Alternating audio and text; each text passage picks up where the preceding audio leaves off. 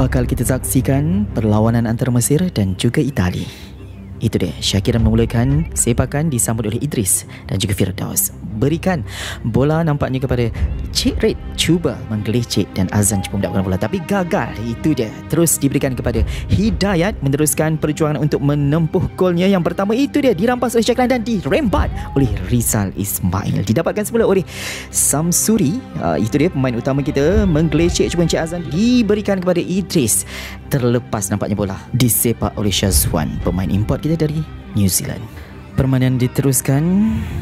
Itu dia, rembakan cantik dari Syazwan. Terlepas nampaknya dikejar oleh Cik Red, cuba untuk merempat masuk ke gol tapi gagal, outside.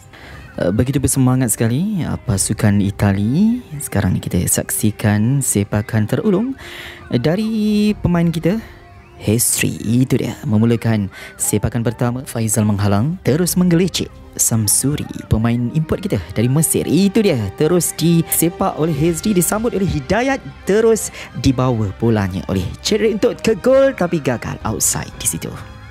Rembatan dari keeper jemputan kita dari New Zealand, terus disambut cantik oleh Samsuri, dipatahkan oleh Firdaus, keluar, outside bolanya. Kita teruskan mengalihkan pandangan pada Azan, terus memberikan bola kepada Hidayat melepasi. Hidayat masih berusaha dirempuh oleh Firdaus, dibawa semula oleh Syazwan dan diambil bolanya oleh Syakiran, cuba menghalang, Rizal gagal. Syahrin juga halang, gagal di situ. Zamsuri cuba melepasi tapi gagal, outside.